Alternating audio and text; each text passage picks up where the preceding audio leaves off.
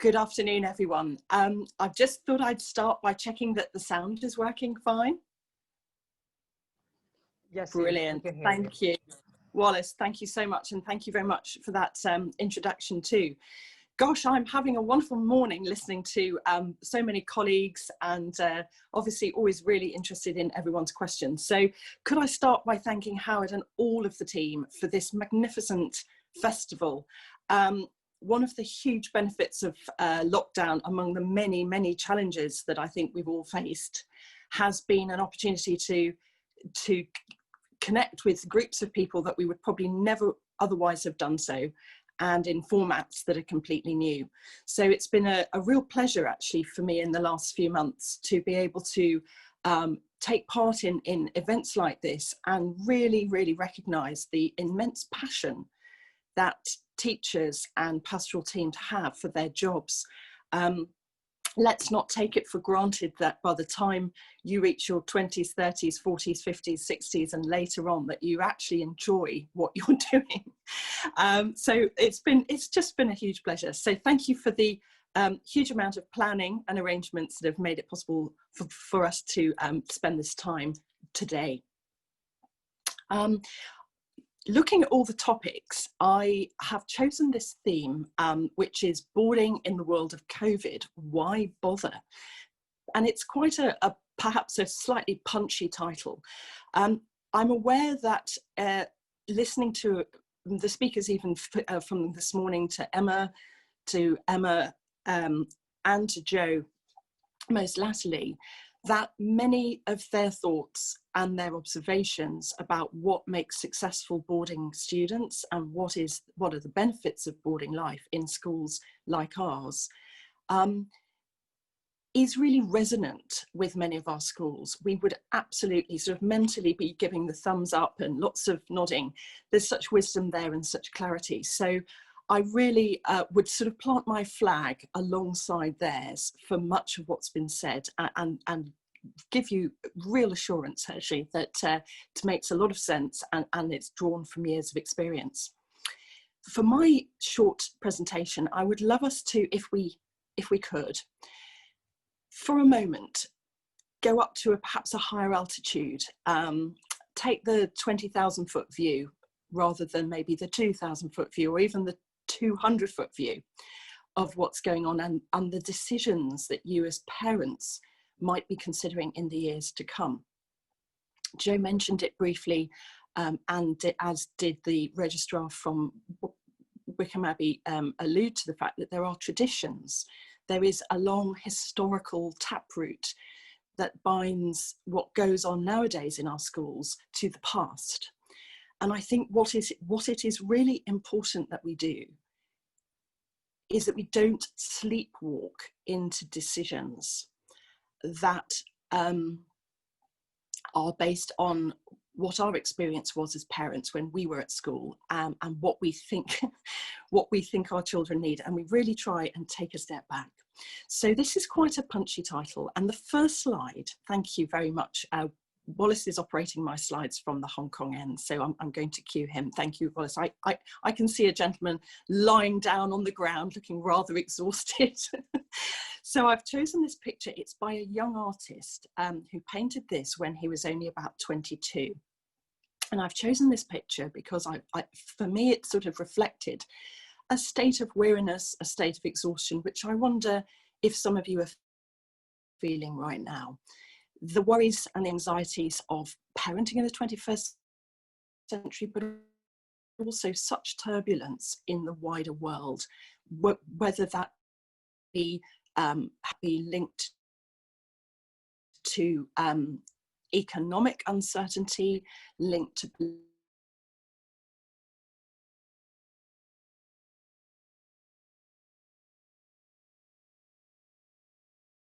just to, lie flat on his back. The upside of this is that he's looking up. He's looking at the sky. He might even be looking at a night sky, at the stars, reminding us that the stars are always there, even when the sun's out, and it's only when the darkness comes that they can be seen. And there's an invitation to reflect here on actually what it is you really want for your children by the time they are our age. Which leads me to a reflection or two about what success might be for your family, for you as parents. What do you really identify as being the hallmarks of success? Is it a combination of academic credentials? Is it a material quality of life or affluence? Is it the ability to make choices and to be at peace with those choices? Is it to wake up in the morning and know what gets you out of bed? In this gentleman's case, who's lying here in this painting, is it what's going to motivate him to actually, once he's rested a little while, to roll over, to get up and to go and fight another day and have a sense of purpose and a sense of fulfillment and contentment? So at Cheltenham Ladies College, and during my 25 years in boarding in 3 other schools, as well as my current school, I have always lived and worked in boarding schools. And I had the opportunity to attend a boarding school when I was in my 6th form. So I actually came to Cheltenham Ladies College as a student in 1988, just for 2 years, just for the 6th form. But it completely changed my life.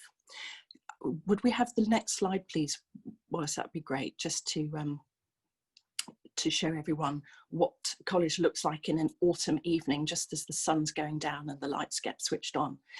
So Cheltenham is just one of many boarding schools, and I'm hoping to speak to you this morning really on behalf of the sector, boys' schools, girls' schools, co-ed schools, about the whole concept of boarding. Cheltenham has been in existence for 167 years. It was 4 fathers, 4 dads,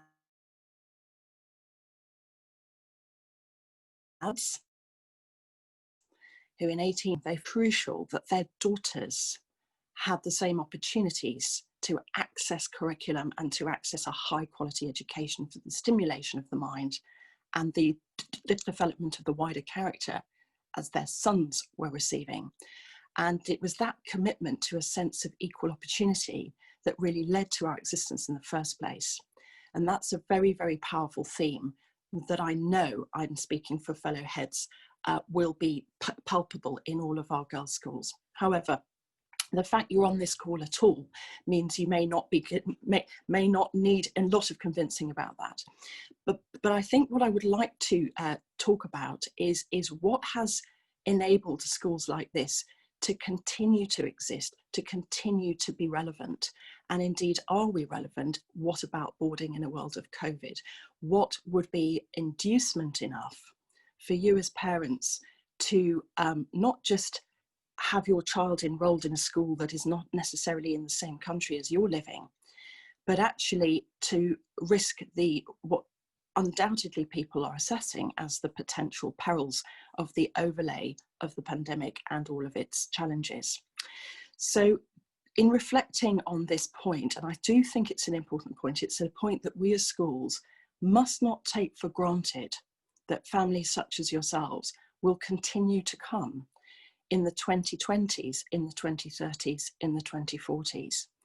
But it is really crucial that we look to ourselves and examine what we offer, what is going on here, that actually would be sufficient inducement and actually would be offering you something that wasn't available elsewhere.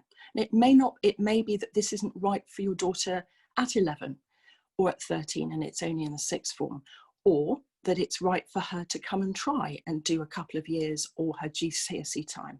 Clearly, the best of all is that it works out and she would be happy in a school such as this for many years. But you can always change your mind. And I think you feeling that sense of control and recognizing that there are always decision pathways and that there are always options, perhaps that decompresses the pressure just a little. So we look, and certainly at Cheltenham, speaking for myself, what we have been excited about is thinking about the world that your daughters would be going into, because they're hitting the workplace of the 2030s, of the 2040s. They're not hitting the workplace of the 1990s or the 2000s. And we know that workplace will be very different. and the way that we all work and economic value is generated will be very different. So might I have the next slide, Wallace? Thank you.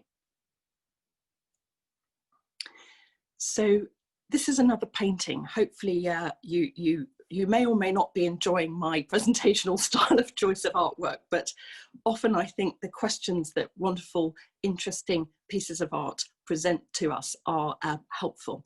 So this is a painting by a South African artist, and it's entitled Corpus, which translates from the Latin into the concept of body.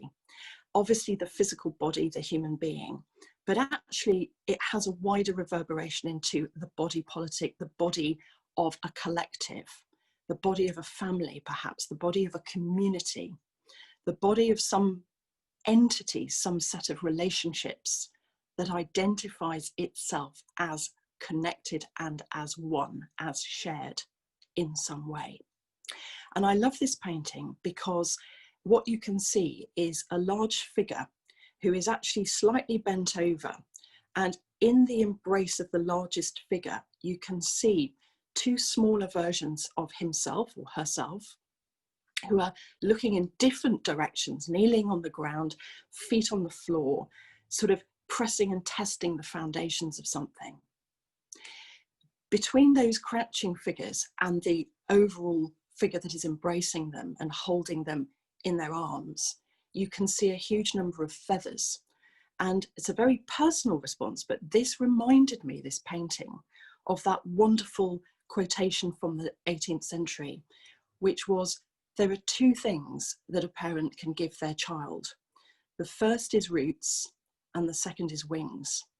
So that sense of who you are, who you belong to, where you've come from, what is the legacy and the precious legacy of your own family's story, your narrative. And equally, don't find yourself tethered to that in a way that completely inhibits your freedom. Make sure that actually you have not only the skills, undoubtedly, we would pride ourselves on being very, very good schools with a world-class reputation. But I think for us, that is only the beginning, and around that there has to come the development over your adolescent years of a gradually more refining sense of self and a sense of clarity emerging over time, not rigidity, not brittleness, but a greater sense of definition of what you believe in, what you stand for, what you will fight for, how you will be creative, what observations of the suffering of others motivate you to have a response to that, to try and alleviate, maybe to be an engineer, a systems thinker, to go into politics or writing or thought leadership. There are so many ways each of us can make an impact on the world for the better.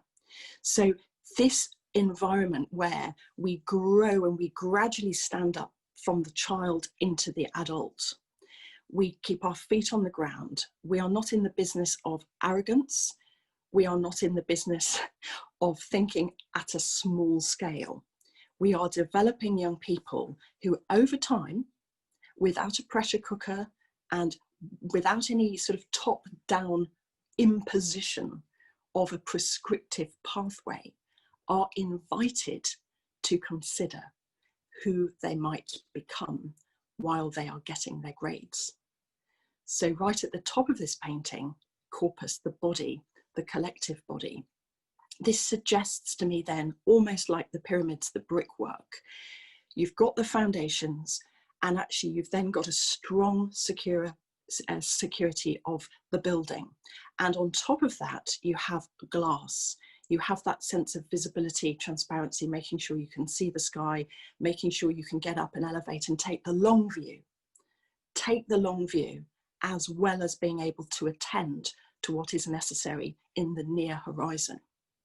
So these are skills which are difficult to quantify, aren't they? I'm sure you know from people you work with, and I'm sure you know from the people in your lives who have inspired you, that you know it when you see it. You know when you're in a conversation with someone who is comfortable in their own skin, who has a sense of assuredness, and yet who puts you at ease, treats others with dignity, with respect, and allows for a safe and creative space to get the best out of other people. So this larger agenda is also what we are about. We're excited by the multiple cultural diversity that a boarding school brings. I know, certainly having visited Hong Kong and travelled in Asia, how incredibly energetic, responsive and inventive so many people are.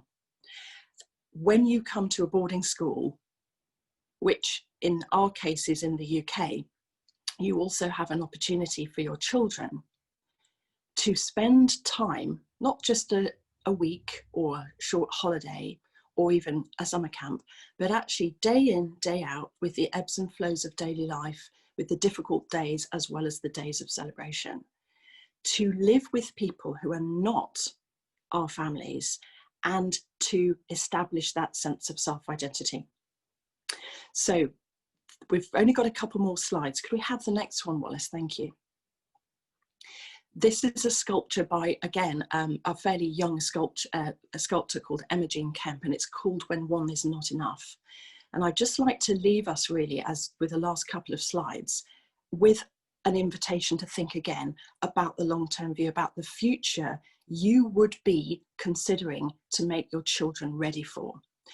It is my belief, and it has been for many, many years through my training as an engineer, that the world's interdependencies, politically, economically, and absolutely crucially, environmentally, in the decades to come, the decades in which your children will become adults, will become leaders of industry and influential people within their families and their neighborhoods and their businesses and their professions, that we will need to work together. Nobody can fix this on their own. Nobody. So learning how to live alongside people who you don't agree with necessarily, how to recognize that people don't come with the same base assumptions. Not everybody believes in the same things. These are important elements. Thank you. Next slide, Wallace, if we may. Kofi Annan, in his great wisdom, said, "To live is to choose, but to choose well, you must know who you are and what you stand for, where you want to go, and why you want to get there." And I think that last bit is really, really important. Sometimes in the anxiety about performance, exams, empirically measured assessments, those last two segments of that quotation are the bits that sort of get parked. Maybe we think we'll get around to that later. My challenge to all of us is to say these must be alongside us all the way, and they must be equal partners in the conversation. Final slide. Thank you, Wallace. So a couple of pictures. I've talked a lot and I love to share two images of the girls. This is one in a physics lesson. Those of you who studied this at school then have memories of the Van de Graaff generator, where you're doing electrostatic topic, and you get to put your hands on that metal dome that's on the left, and suddenly people's hair sticks out, and it's that wonderful moment of this picture for me captures the incredible excitement actually and the joy of kids learning things for the first time, of being able to see and understand what makes the world like it is, what are the physical relationships. This is what these girls are looking at if we watch the next slide. They're watching a classmate actually, and that is this fabulous girl here who's got her hands on that Van de Graaff generator. And I think the feeling that you can see in those photographs is really what we have here as an essence of a school. We recognise the decisions are difficult. We recognise the decisions you'll be thinking about in the coming years will have changing variables. So having talked about my messages this morning, really through that, with the help of some beautiful art, I leave us with a quotation from a very charismatic and very innovative American artist called Georgia O'Keeffe. Fantastic. Wallace, we just have a look at this on the last slide there. Thank you. So Georgia O'Keeffe of 100 years old, and she was very much a forward-thinking artist. And she said, "I've been absolutely terrified every moment of my life, and I've never let it keep me from doing a single thing I wanted to do." And maybe that's an invitation to have courage, because I believe that confidence comes from having courage. You have to take the first step. You have to step out of the cave. As human beings, we need to have a little bit of courage. And when we do something brave and independent and something that stretches our envelope out, and we don't fail irretrievably, and we find we have support if we stumble a little, then, and that is how we gain confidence. And I believe when school is over and university is over, that courage and that confidence is what you need for the rest of your life. Thank you, Wallace. That's it for the slides. So I'm really happy to switch over now to my hosts for the next bit and take some questions if anyone has any. Thank you. Sure. Thank you, Eve, and thank you for sharing your insights. So we'll begin the Q&A session right now, and I'll begin with the first question. First question is, how does the application process to your school look for a typical Hong Konger? And some of our guests have mentioned that they see that sixth form applicants need to sit down for interviews prior to the entrance exam.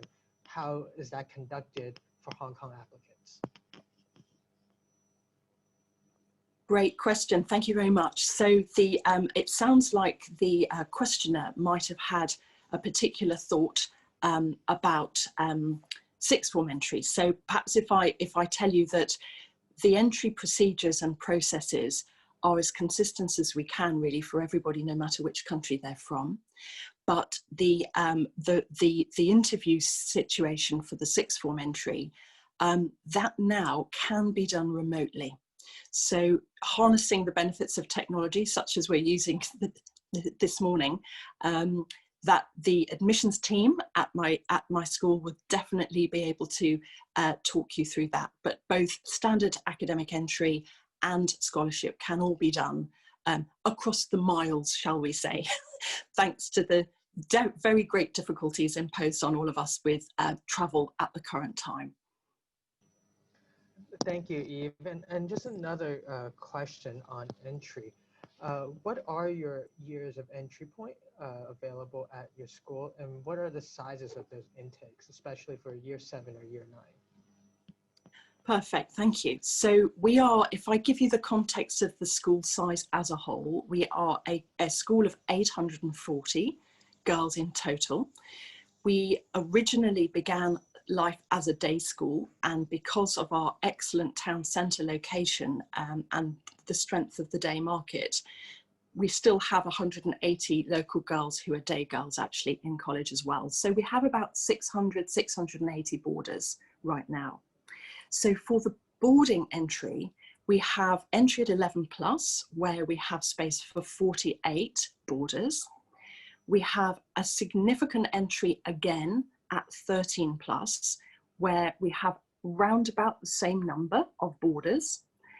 Occasionally, if there's the odd bed that comes free for year 8, let's call that 12 plus, or indeed 14 plus, the first year of GCSE, we do have occasionally a very small number of beds that come available at that time, largely due to the architecture of the houses and how the dorms are laid out.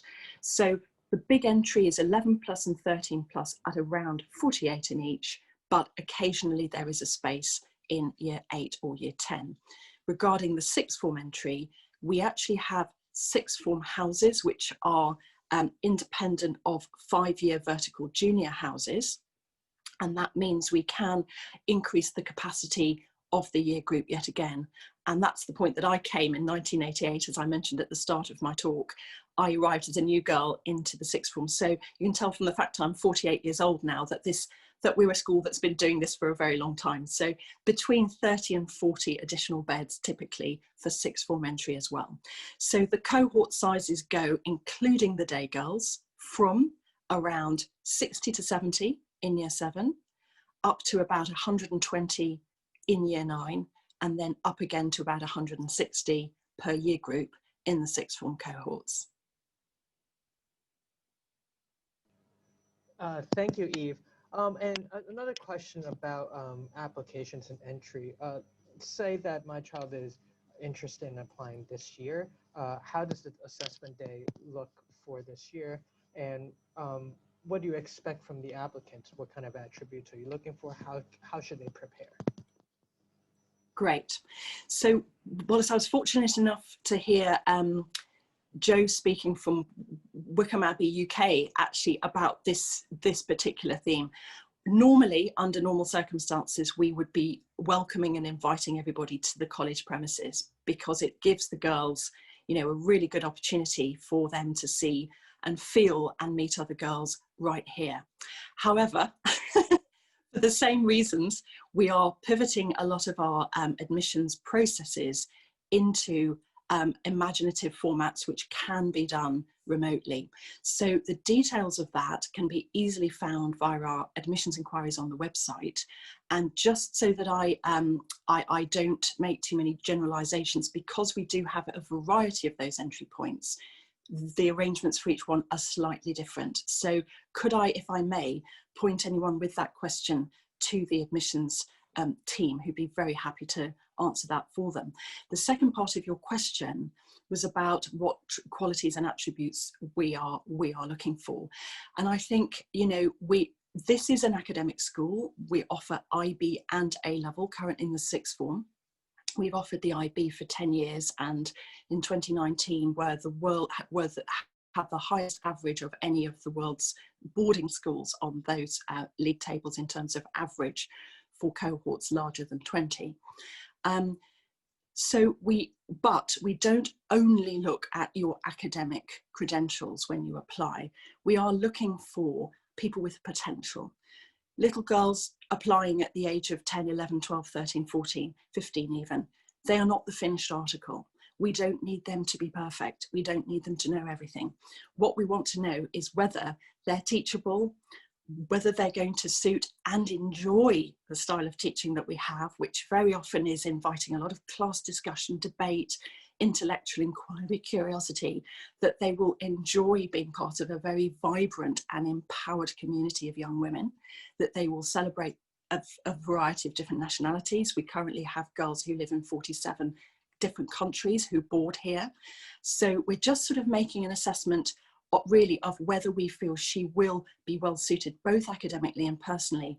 And I would urge all parents really just to let her be herself. We've been doing this for decades. We can see the potential through the rough edges, and we'd love to see that originality and that independence of thought coming through if it's there. So lots of reading, lots of thinking, ideas, you know, getting her comfortable with actually just talking and expressing herself. Quite often young people have amazing ideas locked in their minds, and they don't always have the confidence really to find those words and express. So we'd love to draw that out of them as part of our admissions process and find out who they are.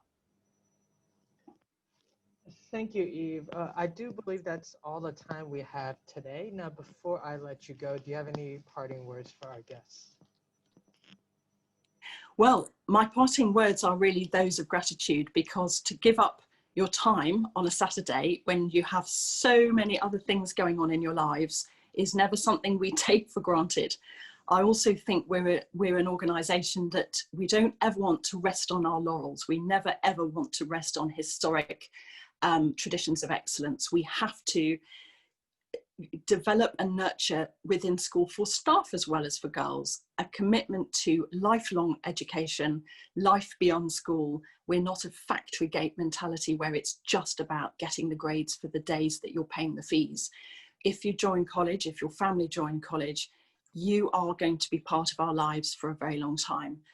If you wish to, and part of a very strong alumni network as well of wonderful women who offer mentoring and advice and work experience opportunities to the girls as well, and they're a great source of inspiration. So really it's not a transactional engagement really, and I really hope that if that appeals to you, that you will explore things here a little further.